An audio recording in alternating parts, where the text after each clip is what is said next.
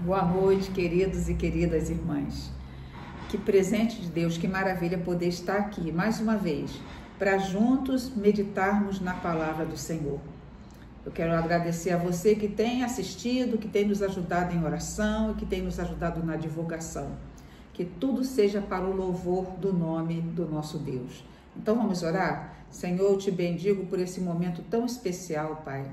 Que hora preciosa, onde vamos meditar na Tua Palavra.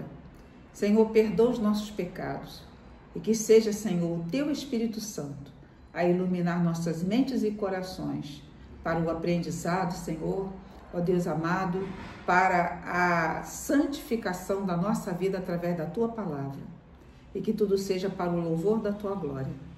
Assim eu oro em nome de Jesus e em nome de Jesus eu te agradeço. Amém. Amados, nós estamos estudando esse estudo maravilhoso do Espírito Santo, né? E eu peço a Deus que o Espírito Santo tenha, assim, feito mover, né? Um agir tremendo da presença dele na sua vida, um despertamento, né? E eu vou convidar os queridos, vamos lá em Gálatas, no capítulo 5. Gálatas, capítulo 5, nós estamos estudando, né? Sobre o fruto do Espírito Santo, e nós já falamos sobre os 3 primeiros, né, gomos desse fruto, que falamos sobre o amor, a alegria e a paz. Hoje nós falaremos, vamos ler aqui a partir do versículo, somente o versículo 22 por enquanto. Mas o fruto do Espírito é amor, alegria, paz, longanimidade, benignidade, bondade, fidelidade. Até aí. Eu quero frisar aqui essas 2 virtudes sobre as quais nós iremos meditar hoje, que é a benignidade e a bondade. Amados, antes uma pequena introdução, nós estamos estudando sobre o fruto do Espírito Santo.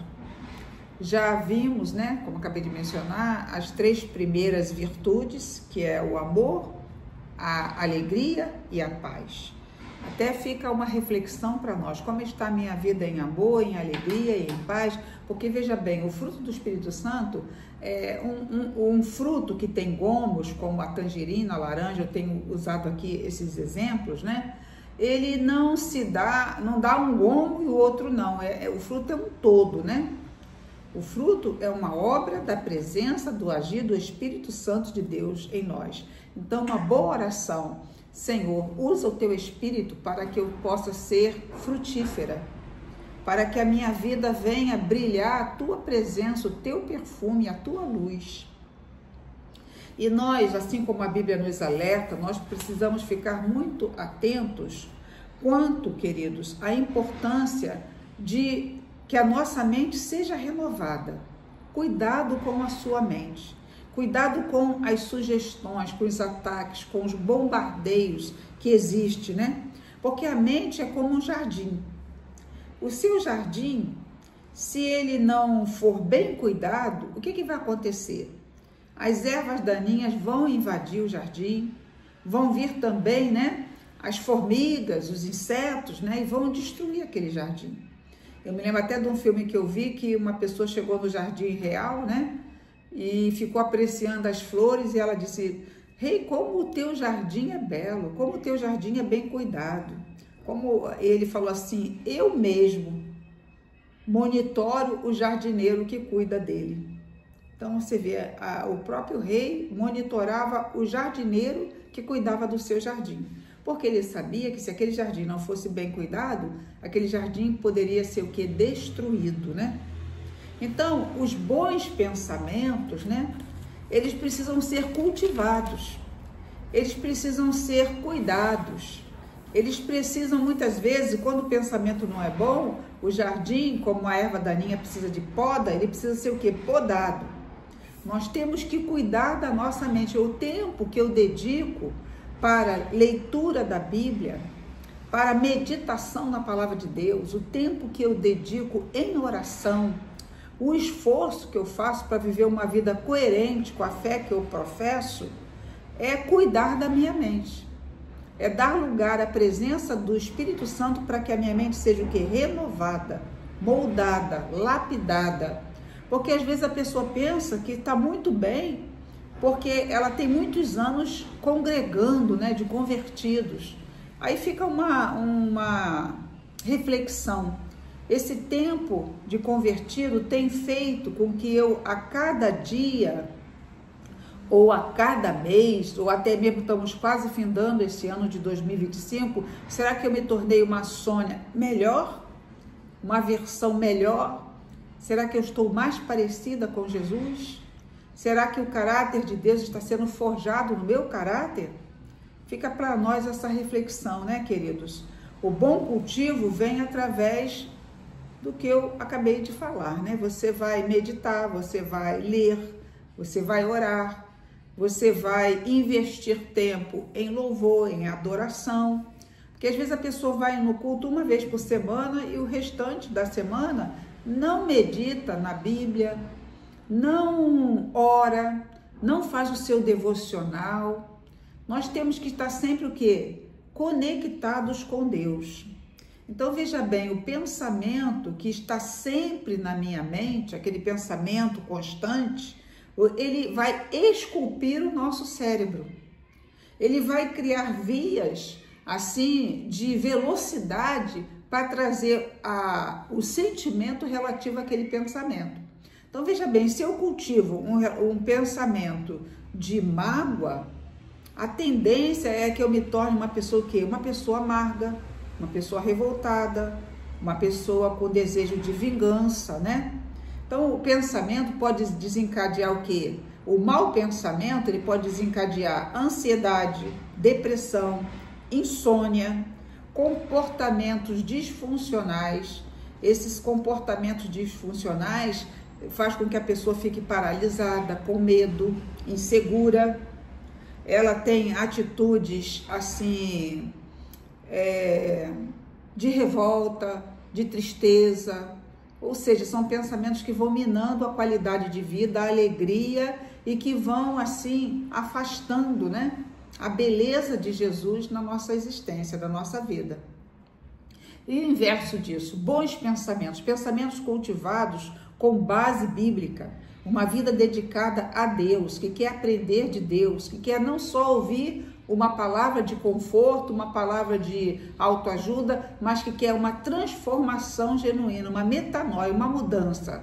Isso, esse cultivo, essa mente renovada, vai trazer para nós o quê? A calma, a alegria, ela vai trazer um bom sono, uma boa noite de sono, vai trazer tranquilidade, ela vai trazer para nós também o quê? Comportamentos alinhados com a palavra. Nós teremos as atitudes corretas, conforme os princípios, conforme o ensinamento de Deus. Então, veja bem, pensamentos frequentes, eles vão influenciar o nosso comportamento. E o nosso comportamento vai influenciar o quê? Os nossos relacionamentos. E o meu comportamento vai dizer o quê? Quem eu sou. Como é que eu sou vista, que testemunho eu tenho dado, qual é a minha qualidade de vida, qual é a minha conexão com Deus. Então, voltando aqui para o fruto do Espírito Santo, onde hoje nós vamos meditar sobre a benignidade e a bondade, na verdade são temas muito semelhantes, a benignidade e a bondade. São quase sinônimos, né? E como é que nós poderíamos definir biblicamente a benignidade? A benignidade é a virtude daquele que transmite bondade. Ele transmite ternura, transmite serenidade em suas atitudes e em seu comportamento. Eu hoje, quando acordei, veio até na minha mente um pensamento, e que eu vou até compartilhar com os irmãos agora, veio no meu pensamento assim, um tumor. Quando a pessoa tem um tumor, um caroço, seja o que for, um cisto, qual é a preocupação dela? Ela vai ao médico e qual é a preocupação, qual o cuidado que o médico tem? O médico tem o cuidado de verificar, de fazer o exame, a biópsia, né? Para ver se aquele tumor é um tumor benigno ou se é um tumor maligno. Amado, essa benignidade bíblica, ela é fruto do Espírito. Ela vem de Deus para nós. A pessoa, quando ela não é benigna, ela é maligna. Um tumor, um cisto benigno, não trará dano à saúde daquela pessoa. Não vai destruir, porque um tumor maligno pode até destruir a vida daquela pessoa, né? Pode levar a pessoa até a óbito, se ela não tratar, dependendo do que for. Mas então, na vida espiritual, a gente pode usar esse exemplo, apesar de ser um exemplo muito simples, mas é um exemplo verdadeiro. A pessoa que é benigna, ela vai ter uma vida que ela vai desfrutar de um bem-estar, de uma serenidade, como ela também vai transmitir isso para as pessoas do seu convívio, dos seus relacionamentos. No Antigo Testamento, a palavra benigna, no hebraico, é Hesed, é H-E-S-E-D, que transmite o significado de, ela também pode ser traduzida como lealdade e fidelidade, sobretudo a uma relação de pacto, a uma relação de aliança, de convívio. E esse termo hebraico, ele também é utilizado com relação a Deus, para comunicar o compromisso de Deus com o seu povo. Então, amados, já é uma coisa assim que alegra muito o nosso coração. O nosso Deus é um Deus benigno.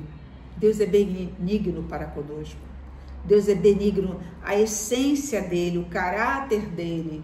Porque assim, todas as virtudes brotam do amor, né? Então é como se fosse assim, uma roseira cheia de botões. Então desse amor vem a bondade de Deus, a benignidade de Deus.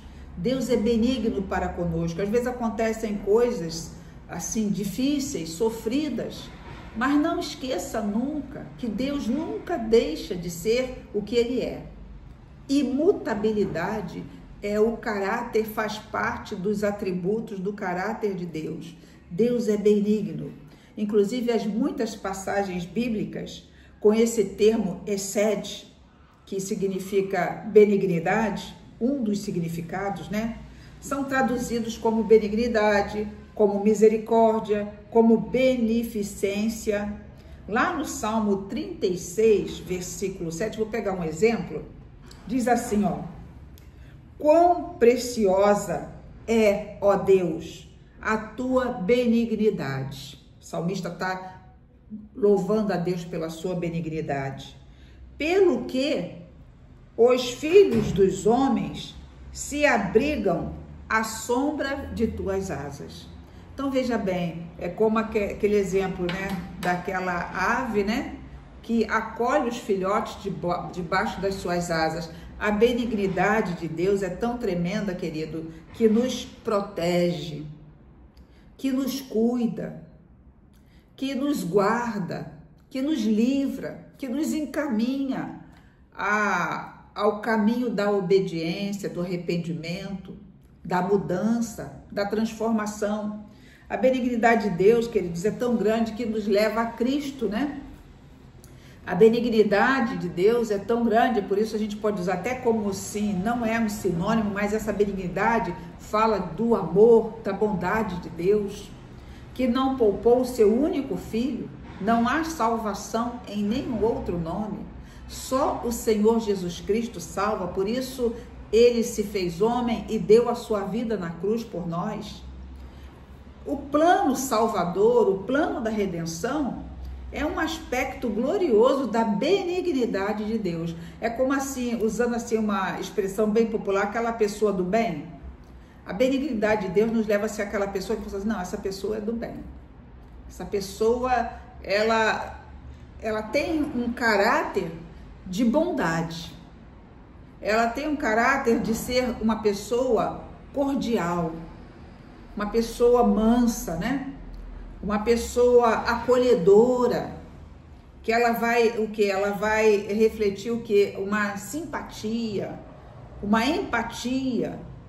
Inclusive assim, essa benignidade também, ela pode ser traduzida, o termo lá no original, ela pode ser traduzida também como amizade. Lá no Novo Testamento, nós falamos do Antigo Testamento, onde a palavra, ela é a palavra hesed, traduzida também como benignidade. Já no Novo Testamento é a palavra Christos, em grego. Nós falamos do hebraico, agora do grego. Essa palavra que é traduzida também como benignidade, como bondade, como generosidade, como benevolência e como amizade. Então, olha só como é que essa palavra, quando a gente começa a estudar a Bíblia, a gente vê assim a profundidade, a grandeza, a abrangência dessa palavra. Fica uma reflexão para nós: será que eu sou uma pessoa benigna diante do Senhor? Porque a verdadeira benignidade, queridos, é fruto do Espírito Santo. É uma obra do Espírito Santo de Deus em nós. Porque não há pessoas boas. Você pode falar, não, mas essa pessoa é boa nesse aspecto, naquele outro, mas essa bondade que vem do amor imutável, incondicional, do amor ao ponto de morte de cruz, essa benignidade que vem do coração de Deus, é uma obra do Espírito Santo de Deus em nós.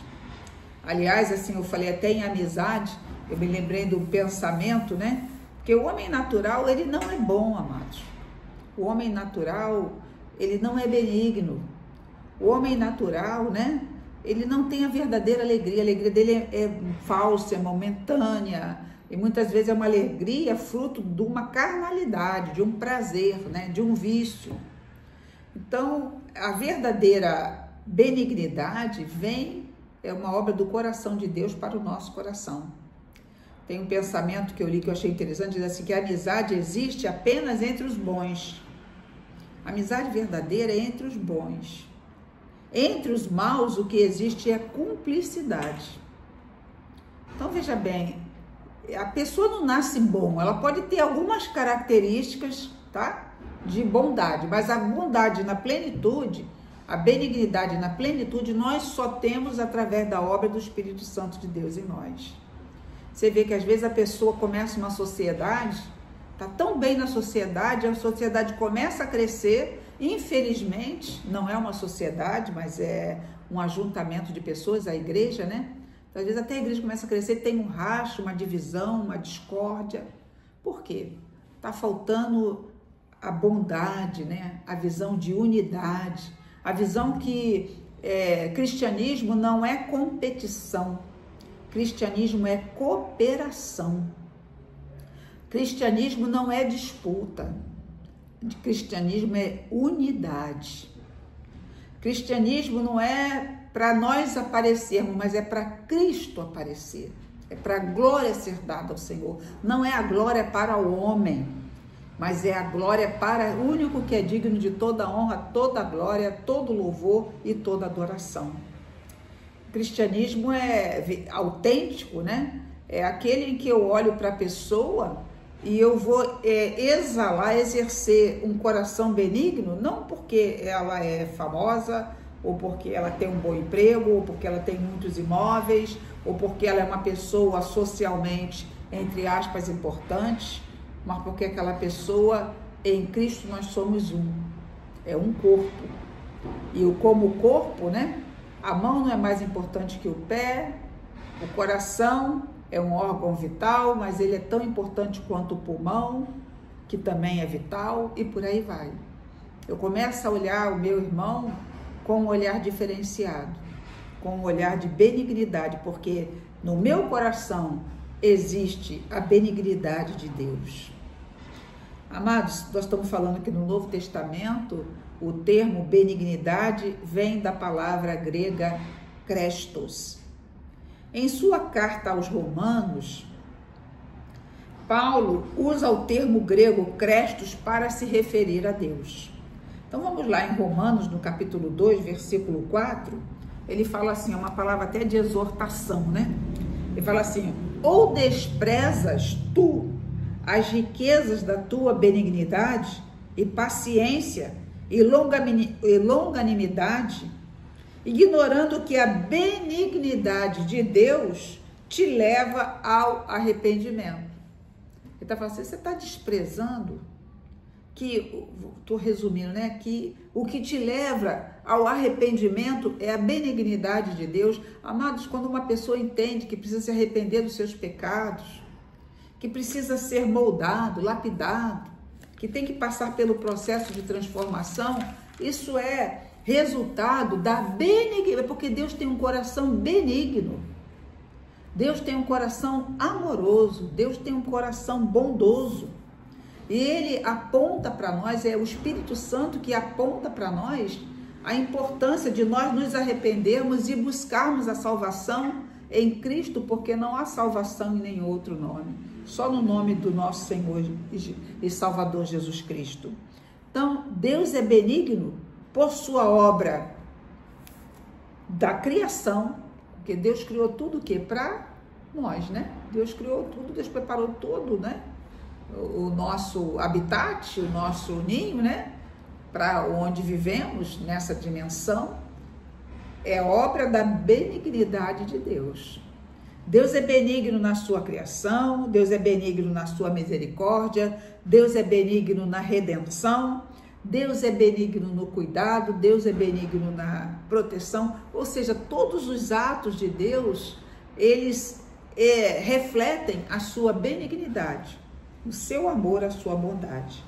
E Paulo usa o mesmo termo grego para se referir, né? Que ele falou aqui no final, ele falou assim, ó, a benignidade de Deus te leva ao arrependimento. Agora Paulo está falando sobre o amor lá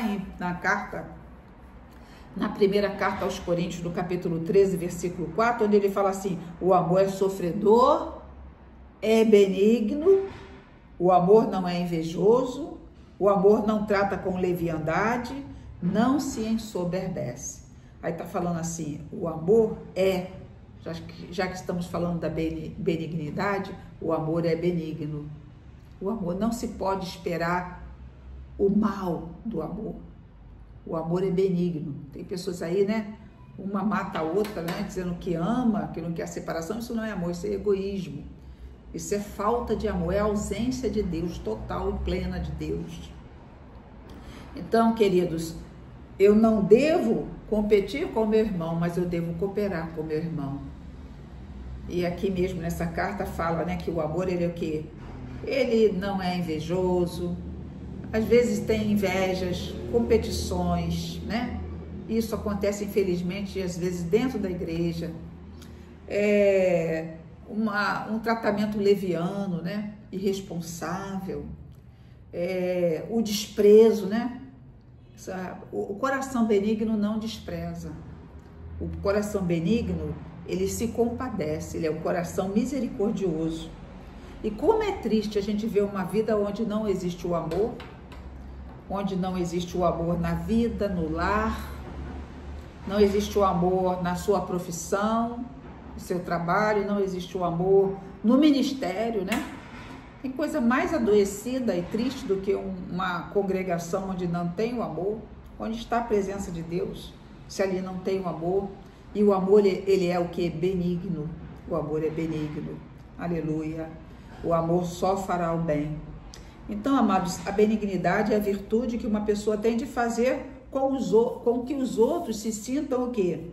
Se sintam bem na sua presença. Já reparou que tem pessoas que quando a gente lida com elas, a gente se sente bem? A gente percebe assim uma gentileza, né? A gente percebe uma cordialidade, um respeito, né? Uma empatia, né? A empatia é a gente sentir ou compreender o que o outro está sentindo, o que o outro está passando, se colocar no lugar do outro. E mesmo em um mundo, porque a gente vive tempos tão difíceis, né, amados? É um tempo de tanta malícia, às vezes você está sendo cordial ou gentil, a pessoa já está, né, deturpando aquilo, né? Um mundo de tanta impaciência. Muitas vezes a gente vê tanta indelicadeza, tanta falta de generosidade, ou então quando a pessoa é generosa, é com segundas intenções, terceiras intenções, pessoas que às vezes se aproximam com segundos interesses, né? Interesses materiais e por aí vai. um mundo onde um resiste ao outro, onde é cada um por si. Às vezes até no mercado, né? Tanta irritação, tanto estresse, tanta impaciência, tanto desamor. O que o mundo precisa é o quê? Conhecer ao Senhor. E que o mundo possa conhecer a Deus, claro que não na plenitude, que na plenitude nem nós conhecemos, né, irmão? Nós temos o Espírito Santo que está nos ajudando, é progressivo. Mas possam ver algo de Deus na nossa vida, algo de Deus no nosso caráter, algo de Deus no trato, no relacionamento, no comportamento. Amados, o mundo de desconfiança, né? Um mundo de tantas maldades, né? E violência no trato, às vezes até no olhar, parece que a pessoa não está fuzilando o outro com o olhar. E muita falsidade, a gente tem visto também, amado, tem de tudo, infelizmente. Mas, através do agir do Espírito Santo, Deus vai nos mudando, né? Deus vai nos moldando, Deus vai nos lapidando, nos transformando.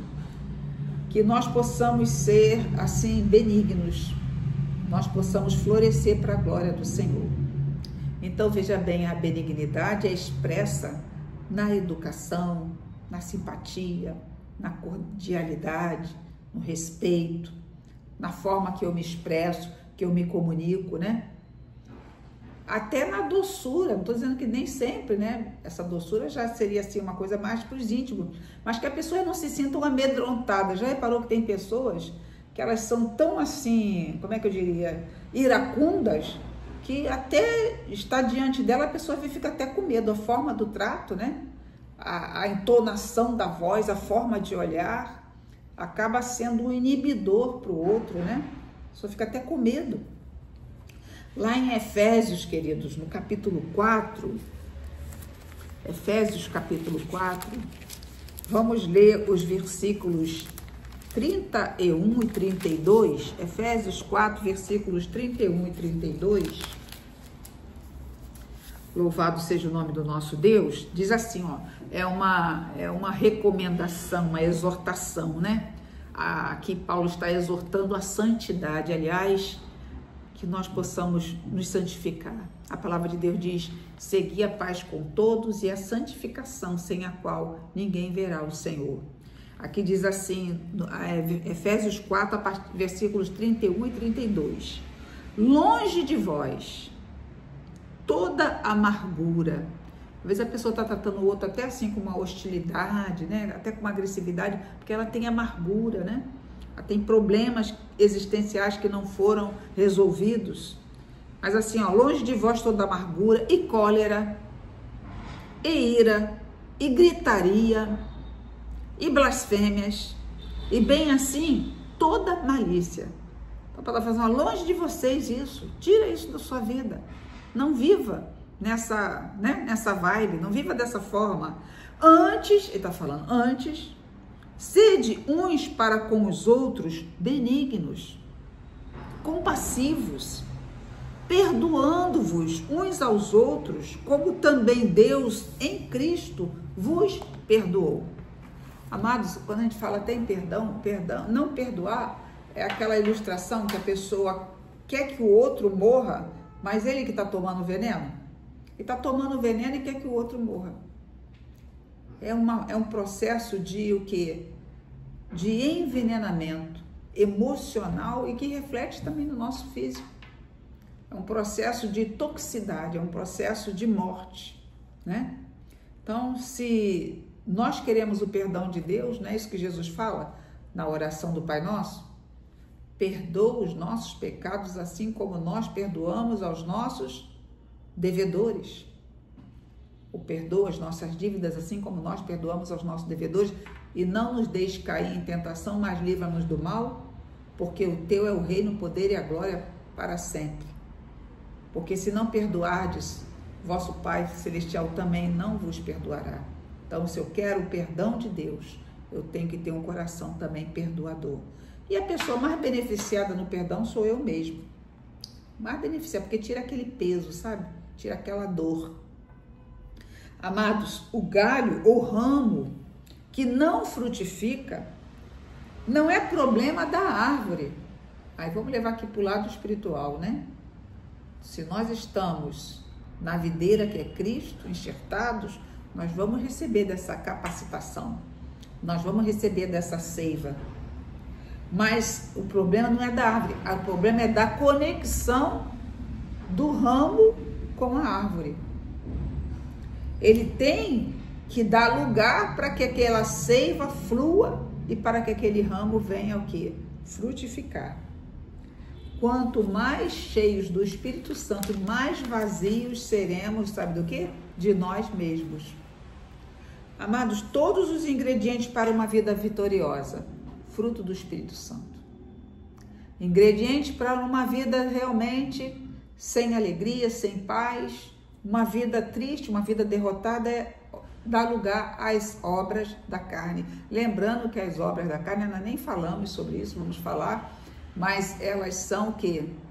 Elas nos afastam de Deus e elas são destrutivas.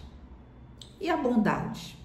Nós falamos sobre a benignidade até então. A bondade é a expressão da benignidade que existe em mim. Seria assim, uma é o sentimento, outra é a prática. A bondade, assim como todas as demais virtudes do Espírito Santo, que é o fruto do Espírito, né? É uma expressão do amor, onde floresce as demais virtudes, dentre elas a bondade. A bondade deriva da benignidade. Se eu sou uma pessoa benigna, se eu sou uma pessoa que quer o bem, que tem o amor no meu coração, eu vou expressar essa benignidade com atos de bondade. A bondade, ela trabalha ativamente pelo bem do próximo. Além de desejar o bem, ela atua para que isso aconteça. Ela se esforça, ela coopera. Ela coopera para que o bem aconteça.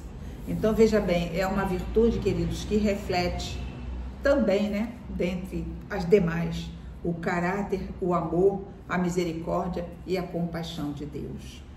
Às vezes a pessoa, é como o apóstolo Paulo fala, né, às vezes a pessoa, ela pode até dar o seu corpo para ser queimado, mas se não tiver amor, aquilo não tem valor.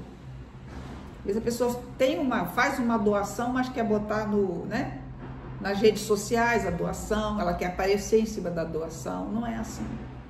O que a minha mão direita faz, a esquerda não precisa saber. A ajuda, o acolher, e essa ajuda, eu falo, não é só ajuda financeira, né? Às vezes a pessoa precisa de uma ajuda, de um apoio, né? Um apoio emocional, espiritual, psicológico. A sua presença, o seu abraço, o seu sorriso vai fazer diferença na vida daquela pessoa. Um bom conselho, né? A Bíblia diz que o sábio aceita o bom conselho, mas o tolo despreza. E para nós encerrarmos, vamos citar um exemplo lindo, lindo, lindo de bondade que se encontra lá em Gênesis, no capítulo 50. A experiência, que é lindíssima, né? A experiência de José. A experiência de José, Gênesis capítulo 50. Nós sabemos que José, né? Estou falando do José do Egito, que ele foi alvo, né, do ciúme, da inveja dos seus irmãos, planejaram matá-lo, venderam José como escravo. Houve uma grande fome, eu estou resumindo, é resumo do resumo, né? Uma grande fome naquele mundo antigo, e eles foram ao Egito em busca de alimento, né? E quando José se revelou a eles, e depois com a morte, ela falando a morte de seu pai, Jacó, eles pensaram, agora que o pai morreu, José vai se vingar da gente, do que nós fizemos com ele. Mas olha só o que acontece. Gênesis capítulo 50, vamos ler a partir do versículo 19, que diz assim, ó: respondeu-lhes José, não temais. José está falando com os irmãos deles. Os irmãos estão pensando que José ia se vingar deles. O pai morreu, agora ele não fez nada conosco até agora. Tem até cuidado da gente. Mas o pai morreu, agora ele vai se vingar. Mas, queridos, o coração de José era um coração benigno. Ele fala assim, ó: respondeu-lhes José, não temais. Acaso estou eu em lugar de Deus? Vós, na verdade, intentastes o mal contra mim, porém Deus o tornou em bem, para fazer, como vedes agora, que se conserve muita gente em vida. Não temais, pois, eu vos sustentarei, a vós outros e a vossos filhos. Assim os consolou e lhes falou ao coração. Eles estavam com medo, pensando que José agora iria, né, se vingar. E Jesus e José, que é um tipo de Cristo, né, na tipologia bíblica, ele é um tipo de Cristo. É aquele que traz o que para a família? A salvação, o amor, a misericórdia. José dá uma palavra o que? De consolo, dá uma palavra de ânimo, dá uma palavra de amor para os seus irmãos. Então, ao invés de querer se vingar, José escolheu exercer bondade. Benignidade é o que estava no coração de José. Por isso, ele liberou perdão e misericórdia. Ah, queridos, que possamos ser bons e misericordiosos, até com as pessoas que nos feriram, até com as pessoas que nos perseguiram. E para nós finalizarmos, vamos lá em Provérbios, no capítulo 14, versículo 21, que diz assim: um bom conselho para todos nós, um bom conselho. Ó Senhor, quem despreza o próximo comete pecado, mas como é feliz quem trata com bondade os necessitados. Olha que palavra maravilhosa, né, meu irmão? Que palavra linda. Quem despreza o próximo comete pecado. Essa pessoa, eu vou desprezar essa pessoa. Ah, esse aqui tá mal vestido, eu vou desprezar. Esse aqui, não, esse aqui merece meu desprezo. Não, aquele é celebridade, é tratamento VIP. Não, mas esse aqui não. Ah, queridos, olha, então, olha, não congrega mais comigo, não existe mais. Tá desprezado, né? Não tá na mesma congregação. Mas a igreja é uma.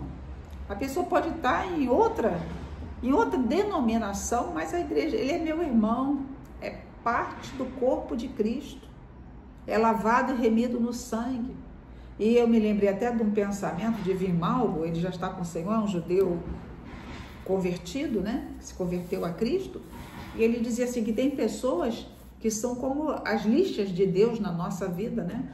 Às vezes tem aquela pessoa que vai, realmente, ela vai me confrontar ou vai criar circunstâncias que vão fazer com que aquilo que está em mim venha à tona.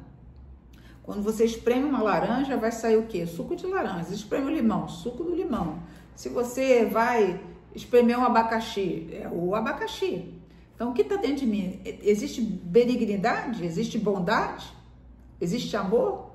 O que está em mim? É na adversidade, aquelas pessoas que funcionam como lixa de Deus para nos lapidar, nos moldar, para a gente aprender, né? Porque Deus, ele não manda um kit para a gente do céu, né? Deus forja cenários, permite circunstâncias para que eu aprenda a ter um coração benigno. Essa pessoa me feriu, eu quero que o mal aconteça para ela. Não. Senhor, tem misericórdia dessa pessoa, alcança ela, traz ela para o teu reino, cumpra-se a tua vontade na vida daquela pessoa. Amados, que nós possamos dar lugar ao Espírito Santo, para que realmente a nossa vida seja frutífera, para o louvor da glória da sua graça. Em Cristo somos um, e que possamos frutificar para a glória do nosso Deus. Tenha uma semana abençoada e até a próxima segunda-feira, se o bom Deus assim nos permitir. Fiquem em paz. Deus abençoe a todos.